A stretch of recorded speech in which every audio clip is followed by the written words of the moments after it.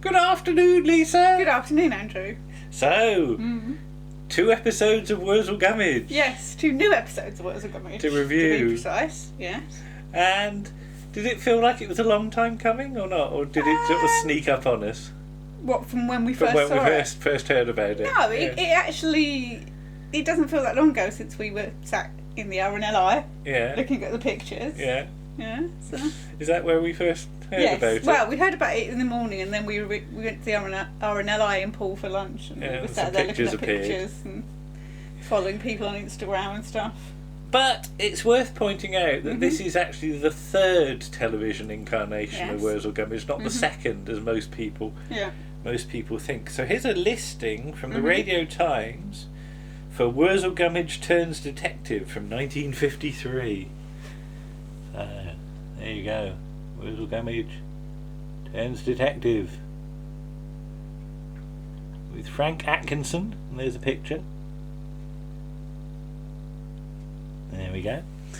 And we do have a photo, don't we? We do. Thanks to the Milk Book. Yes, and Is this the new version of the Milk Book? Yeah, it's the 40th anniversary Right. edition. So there's the Milk Book, the Worzel Book, Lovely colour. and colour.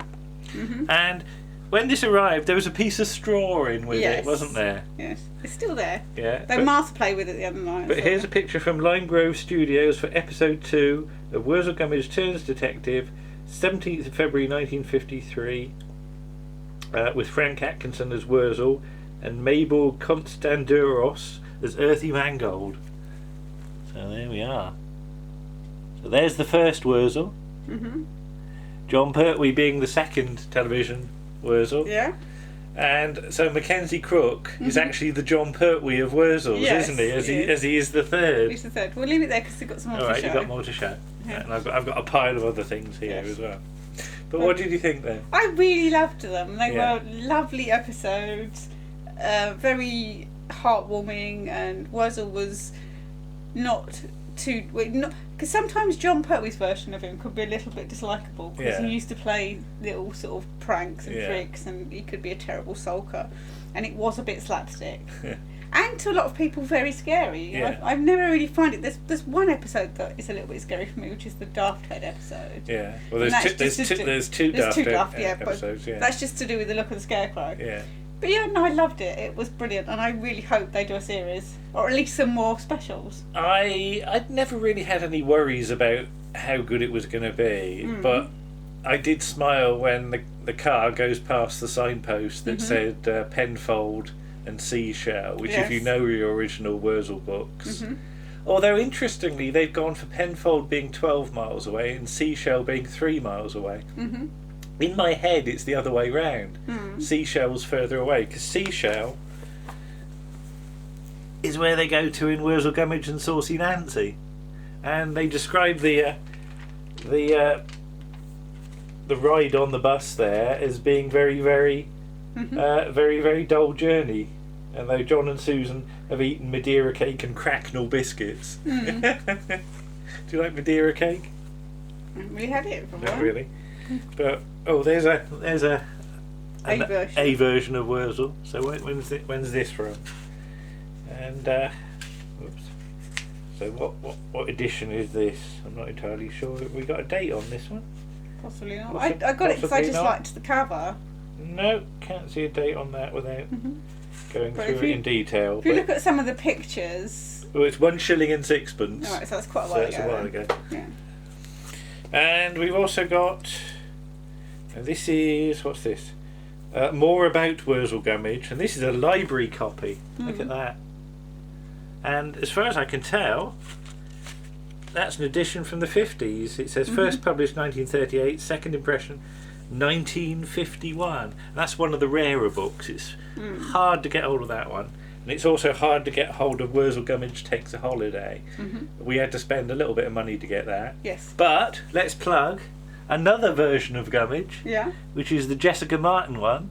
So that's Jessica doing a reading of the books, and there is Worzel Gummidge Takes a Holiday, which is highly recommended if you want to. And this is a big old one. This is discs and discs of it. So Yeah. yeah, how many discs is it? Yeah, 6 CDs worth. So that'll keep you going. That'll plug a few car journeys. But I'm so glad we've had 2 episodes. Yes. That it wasn't just one. Mm-hmm. Or a feature-length film. Yeah. Because episode 1 faces the problem of establishing the world. Yeah. Whereas episode 2, you can then fill it in and flesh it out a bit more, and I think it's really good that you've got those 2. Episode 2 was noticeably funnier than episode 1. There were lots more comedic bits. Yeah. Particularly the bit with the carrot scarecrow, which made us laugh a lot. Udders and the cows. The cows, yeah. I better tell you a story now about the cows having udders written on them. Mm-hmm. Now you found that hilarious, didn't you? It was quite funny. And we got some. Didn't we get some messages from people? Yes. Certainly Warren for a start. He was clearly amused by that. Yeah. But a long time ago at Longleat, I don't know whether I've told you this one. I think you probably have. I think I know where at it's going. Longleat, I was very small, and I think this might have been even pre-Doctor Who exhibition days, I'm not sure. They had some animated cartoon things. They were big sort of things in sort of behind glass, and you'd press a button and animated things would happen. Like you'd have like the dish ran away with the spoon, and the dish would run off and things like that. But there was one about Hey Diddle Diddle, and there's a bit where the cow jumps over the moon, and you've got this cow that went over the moon, and I mean, God knows how young I was, but I pointed up to the cow and went, "Tits!" And my parents walked away disowning me because I was highly embarrassing. Who is that embarrassing child shouting tits? At least I didn't shout udders. Yes. So yes, but great cast. Yes. Yeah. Great writing, I think. Shot really well. Lovely music. And they spent the right amount of money on it as well, I think. Yes.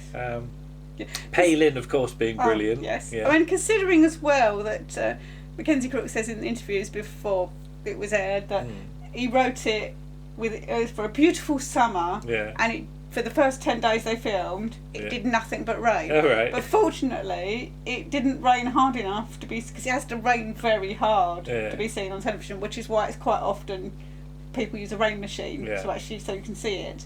So so a lot of that stuff, it was raining, you just couldn't see it. Yeah.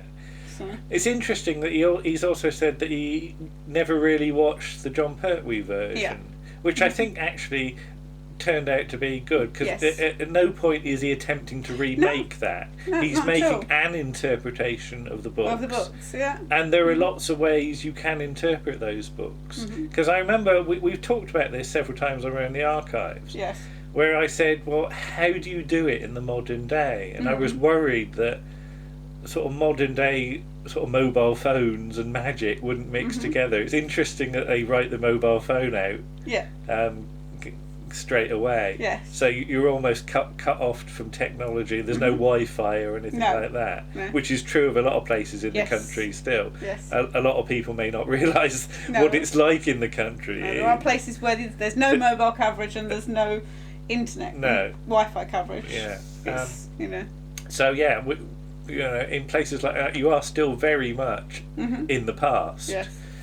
But this time round, they've upped the real sort of mystical qualities of it, haven't they? It's very much a sort of mythical version of Britain. Yeah, that's the thing. We are delving into myth and legends here. Particularly as he in the first episodes, he refers to the scarecrows of Albion. Yeah. Which is very tied into sort of King Arthur and that kind of thing. And what's it? Woodwoes was the name of Michael Palin, which if you know your folklore, you want to look that one up as well.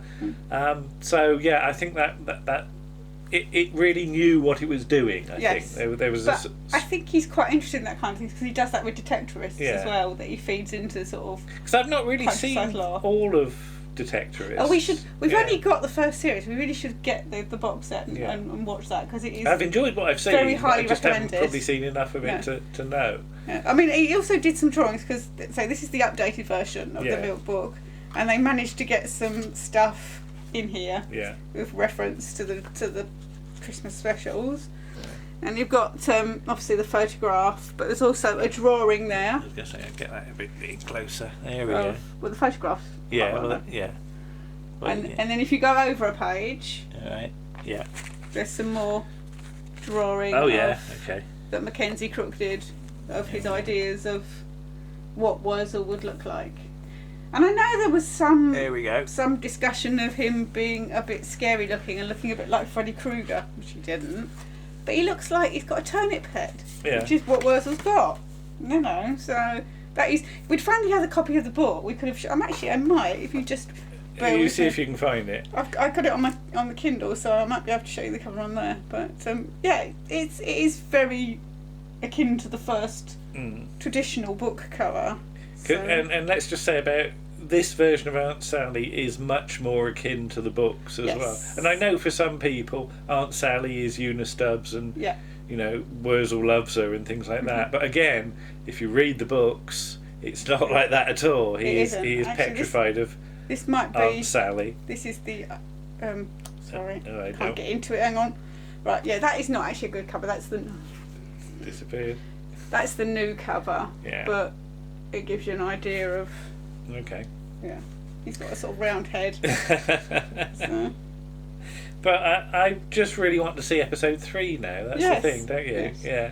But so might have to wait a little while for that. I've heard the overnight figures, and they're pretty good. Yeah. They're perhaps not as high as I was hoping for. No, but then it might pick a few views up on. Yeah. On I really hope word week. of mouth will benefit it on I've been on plugging iPlayer. it, so Yeah. So anybody that's not actually seen it, I think really should. Yes, do watch it because it is very good. You will come away feeling happier. Yeah. And you were piddling yourself at the carrot-headed one, weren't you? Why was that?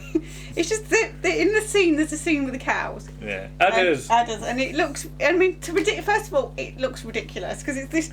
It's the tallest one. Yeah, great big thing. It's got one big tall scarecrow, then it's got a tiny little carrot head, which looks ridiculous. And then there's a bit where it looks sad, and then when you cut back, it's smiling, and it's just it was so silly. It was really silly. You laughed at that. I did laugh at that, but yeah. And you said it's an interesting take on Mrs. Bloomsbury Barton as well. Yes, well they changed it to Lady Bloomsbury Barton because in the books she and Worzel very often butt heads because he is disruptive. Yeah, you know, Mackenzie Crook's made him a lot softer and a lot nicer and a lot less akin to sulks. He only sulks when a human comes near him because he thinks, oh, I'm going to get caught. But yeah, they've made it a much sort of more relaxed relationship. There's no relationships in the stories that are that competitive because even with Soggy Boggart, or Soggy Boggart, as I would call him, he's, you know, in the end, they all get on well together. Yeah. And I do like the thing with him and Earthy Mangold that they're not scared of anybody apart from Earthy Mangold who might tell their mum on them. Yeah. And it's like a sort of teacher thing, isn't it? Yeah. It's like, oh, yes, Mrs. Mangold. But I think to sum up, this demonstrates how it's very good to let one person just have their head with the interpretation of something. So many things sort of get bogged down in like committees and things like that. But given that Mackenzie wrote, acted, directed and executive produced it, it's very much a very pure vision of what you want. So inevitably he's probably had to make some compromises along the way. I don't know, sort of, you know, for whatever reasons. I don't know. Yeah. But just allow somebody creative to do their version of something. Yeah. And I think that really pays dividends. I think that's perhaps the lesson here for sort of commissioning people. You just allow the creatives to do what they need to do. Well, I was going to say not what they want, but you know, just give them the room and the facilities to do it, and I think that really shows here. Yes. So very pleased with it. Yeah. And pre-ordered the Blu-ray already. I would hope for at least another 2 episodes by this time next year. Hopefully that will be the case. If it becomes, because it obviously is quite a series might be too much to do because for a start he spends 2.5-3 hours in the makeup chair every morning to get the makeup put on, which takes up a lot of your time if you're doing a series. So even if you just do specials at Easter or Christmas and the length felt right as well. It didn't feel too long. No, it was just about right. It wasn't too short. It wasn't too long. So, it filled the story nicely. so there you are. Yes, so well yeah. done, everybody. Yes, I think. thank you, We everybody. just better say beautiful music as well, Yes, haven't we? I did say And the that. music is available, though, It isn't is. it? Yeah. Well, it's not available to buy, but you can, at this precise moment, you can stream it. The band, which composed the music and sung on it, have released it. Oh, on a I few didn't say, did I? platforms. That oats and beans and barley grow.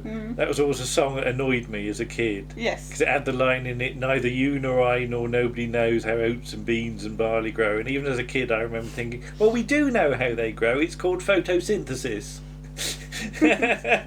So I was clearly a precocious child, knowing Yes. about photosynthesis Yes. and tits. So, Yes. so there you go. There's no answer to that. There's no answer to that. But yes, looking forward to episode 3. And When that comes. I can't imagine what will happen next. Mhm. And I like that feeling. Bye-bye! Bye.